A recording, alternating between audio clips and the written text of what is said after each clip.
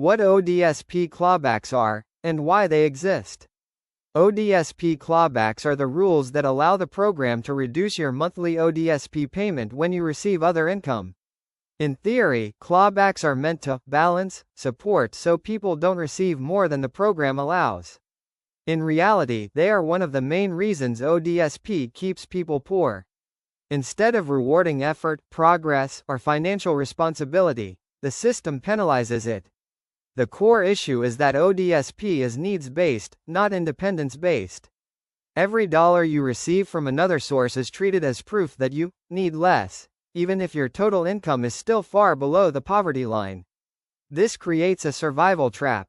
People are technically allowed to earn money, receive benefits, or improve their situation. But the moment they do, ODSP often takes it back. Clawbacks also create fear. Many recipients are scared to try working, saving, or applying for other supports because they don't know what will be deducted or when. The lack of clear communication makes it worse.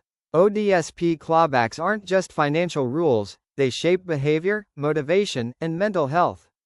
They teach people to stay small, stay quiet, and stay dependent. Employment income clawbacks.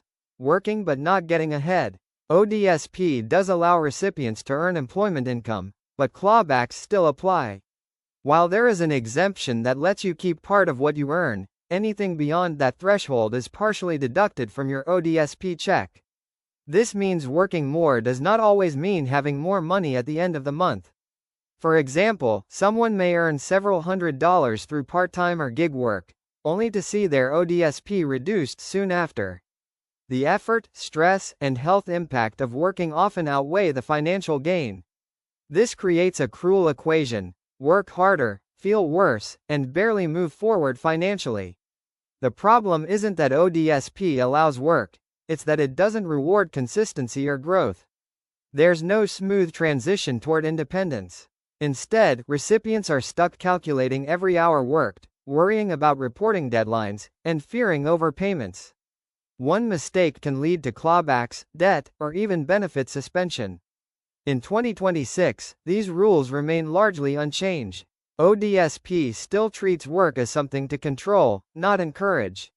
As a result, many people limit their income intentionally, not because they lack ambition, but because the system punishes effort.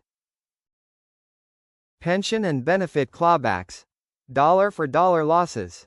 Some of the harshest ODSP clawbacks apply to pensions and other government benefits, especially CPP disability and CPP survivor benefits.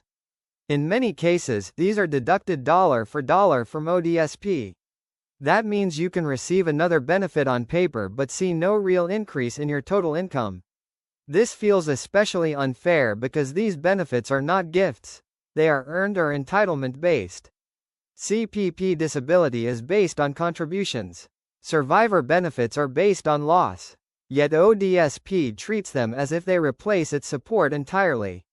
For many recipients, this results in emotional whiplash. Relief when approved for another benefit, followed by shock when ODSP takes it all back. This type of clawback creates deep frustration and distrust. People expect help, not substitution.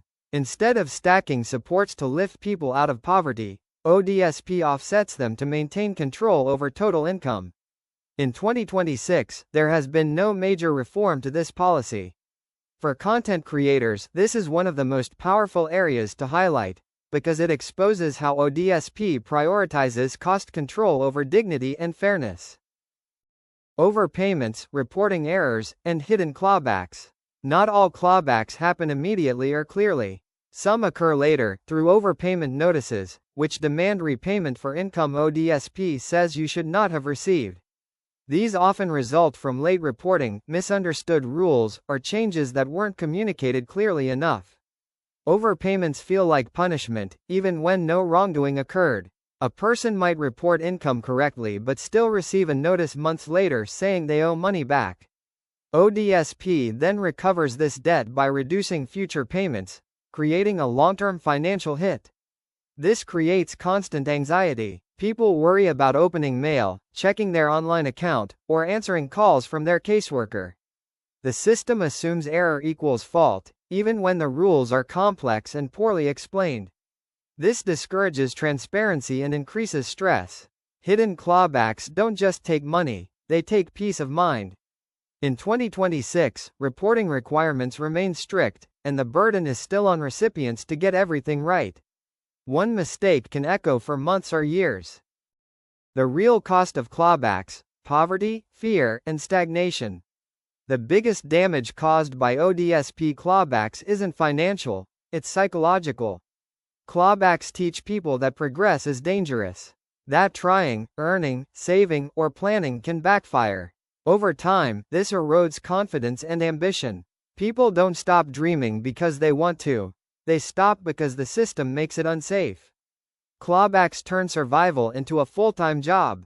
Every decision becomes a calculation. Will this cost me my benefits?